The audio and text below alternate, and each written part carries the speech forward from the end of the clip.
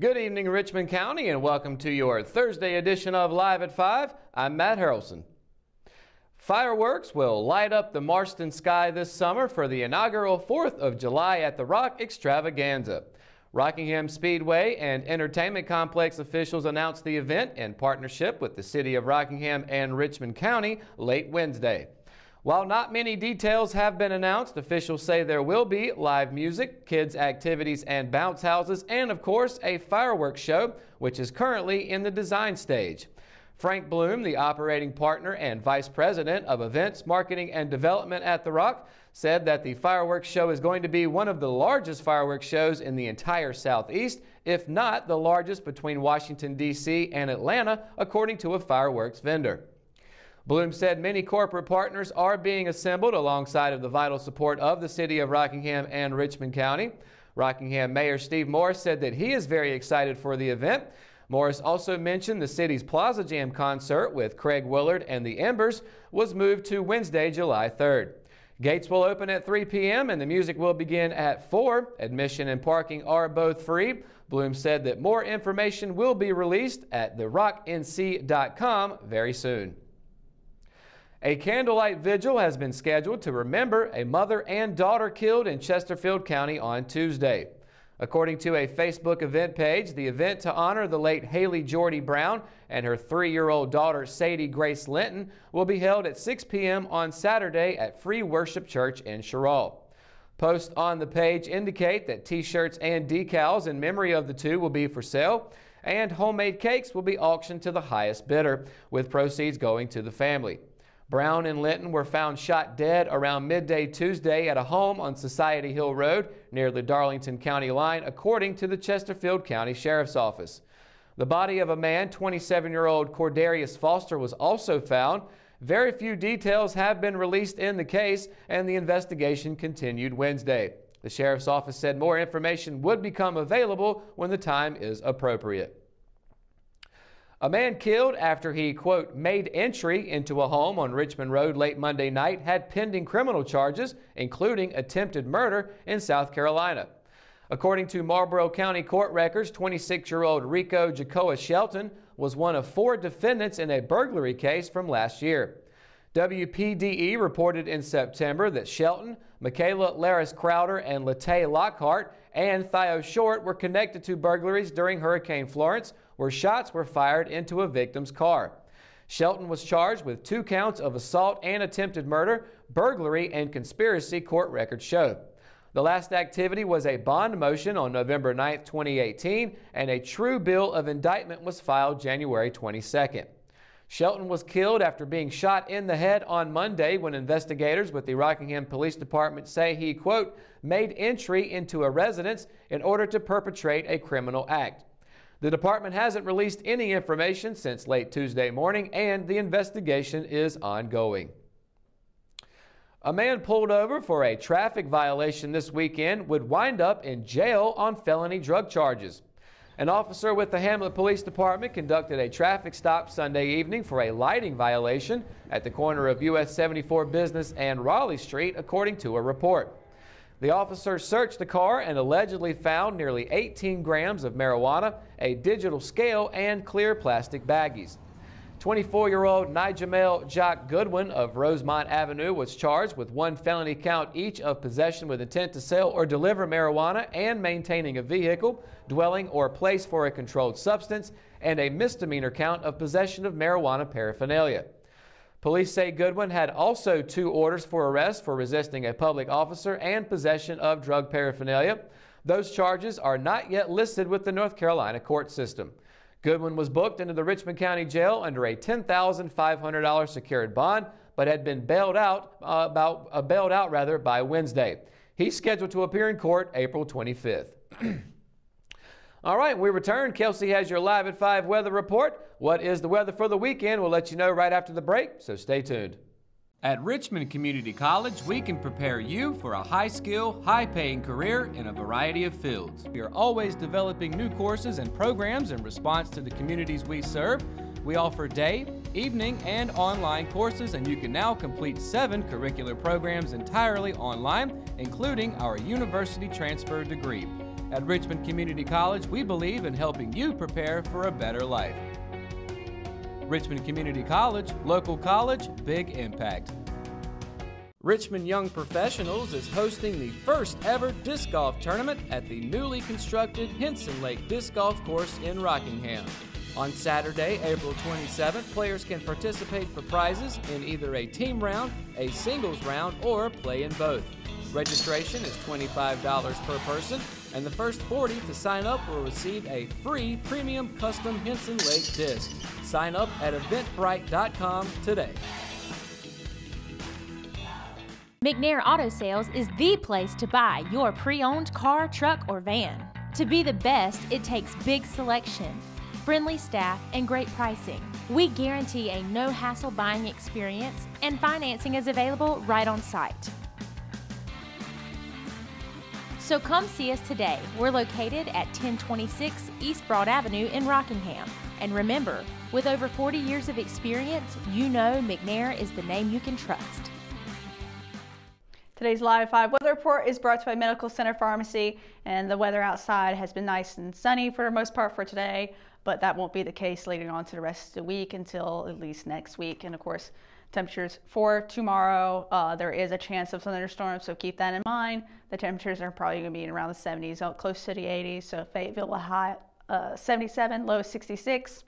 Lumberton 77, 68, and then we have Rayford 77, 66, just like Fayetteville. Going into Laurinburg areas with 78 and a 67, and then Bennettsville is actually going to be 80 with a low of 67. And of course, going closer to us with areas like Southern Pines, got a high of 76, low 65. Ellerby 76, 66.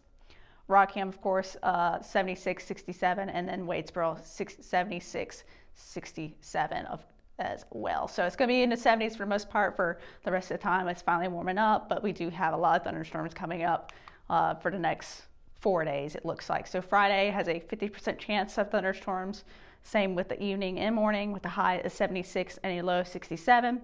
Saturday, there's going to be some more thunderstorms with a 50% chance of that with a high of 81 and a low of 67. Then going into Sunday, once again, another 50% chance of thunderstorms in the morning with an 80% chance of them in the evening with a high 77 and a low 65.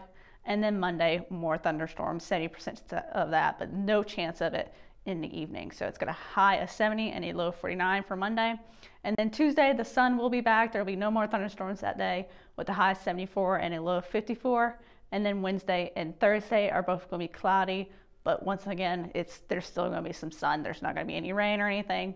And then Wednesday will high 78, low 60, and Thursday high of 80, low 61. So it's been warming up a lot lately. It's in the 70s or 80s for the most part. All the cold weather, it looks like it's finally gone, but we do have a lot of thunderstorms coming up. So be sure to keep that in mind when you're driving on the roads. Make sure to be safe. But of course, that's it for your Live 5 weather report. When we return, we got your RO Sports update on the way, and it's coming up right after the break. So stay tuned.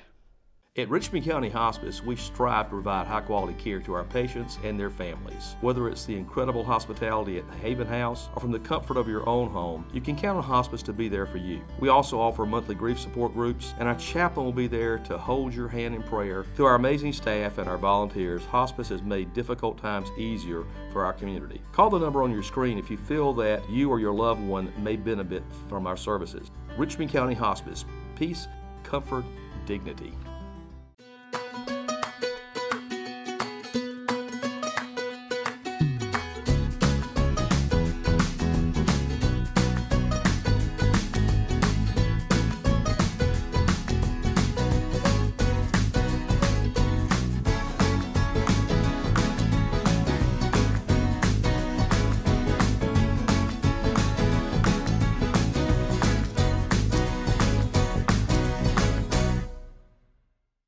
Willow Tree Antiques and Gifts is an occasional shop located at 122 South Hancock Street in Rockingham, North Carolina. We are open the first weekend of each month, Thursday through Saturday. We strive to offer unique selections of vintage, antique, handmade, and new goods. Each month we'll fill the shop with hand-picked home decor, furniture, and gifts. If you are looking for something out of the ordinary, then we're the place for you. You can find the shop dates and hours on our website at willowtreeantiquesandgifts.com. We would love to see you during our next occasional shop dates. The Raider baseball team continued to feed its winning streak Wednesday, taking both games of a doubleheader against 71st High School. The Raiders squeezed together Tuesday's rainout and Friday's anticipated rainout and outscored the Falcons 26-0 in 8 total innings of play. The first game was a 3-inning Mercy Rule victory followed by a 5-inning Run Rule win in the finale. With the pair of wins, Richmond sits at 15-3 overall and 11-1 in SAC play. The Raiders also won its 10th and 11th consecutive games. The Raiders took sole possession of first place in the standings thanks to Jack Britt's 9-5 win over now second place Pinecrest. The Raiders will face a tough Charlotte Christian team tonight on the road with first pitch set for 7 p.m. The Lady Raiders softball team also headed to 71st on Wednesday for a doubleheader. The Richmond offense would outscore the Lady Falcons 41-0 in the 2 5-inning Mercy Rule games. Senior Grayson Way had a lights-out performance in both games from the circle, while the freshman duo of Kinley Fry and Aaliyah Sweeney had big at-bats to help Richmond rebound from its first SAC loss of the season last week against Lumberton. Richmond is now 13-2 overall and 11-1 in SAC play. They'll return to action tonight at home against non-conference Piedmont High School. First pitch there is set for 6 p.m. The state of North Carolina has spoken. The Richmond and Scotland football rivalry reigns as the best in the state.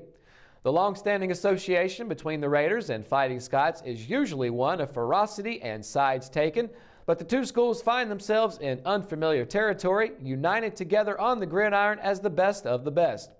Friday nights in Carolina, an online media outlet that produces high school football coverage from across the state, held its best rivalry in North Carolina contest for the second straight year.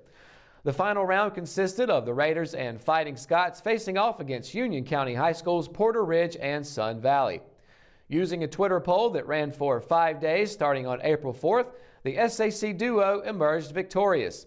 Richmond and Scotland edged the Southwestern Conference rivals by a final vote of 53% to 47%. Jakara Covington, a sophomore on the Raider track and field team, has been named the official Richmond County Female Athlete of the Week. Covington is a multi-event athlete who not only competes in sprints, but is also one of the leading jumpers for the Lady Raiders. She's in her first full season with track and field after spending the second half of last spring on the team. Her performance in Saturday's Pepsi Invitational at Southern Lee High School helped her earn her second career recognition. Covington is in her second semester of her sophomore year and is an honor student at Richmond. She's an A honor roll student athlete who puts in hard work on the track as well as in the classroom.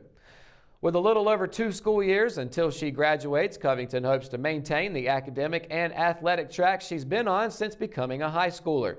After high school, Covington hopes to pursue a medical degree and focus on oncology. She noted she wants to help patients dealing with cancer. The Richmond girls earned a second-place finish in the Pepsi Invitational last Saturday, the second straight weekend meet. It finished in the number 2 spot. Both times, the Lady Raiders finished behind meet winner Hugh M. Cummings High School. Covington took first place in the high jump on Saturday, outjumping the field to a clearance of 4 feet 10 inches. Congratulations to the official Richmond County Female Athlete of the Week, Jakara Covington. And that's going to do it for another edition of Live at 5. Be sure to stay up to date on all the latest in Richmond County by going to richmondobserver.com or by downloading the free RO app for your mobile devices. Of course, be sure to check out Good Morning Sand Hills Monday through Friday, 6:30 to 8:30 a.m. and tune into the RO Sports Show every Thursday, Friday, and Saturday. For the Live at 5 crew, I'm Matt Harrelson. Have a great night, Richmond County.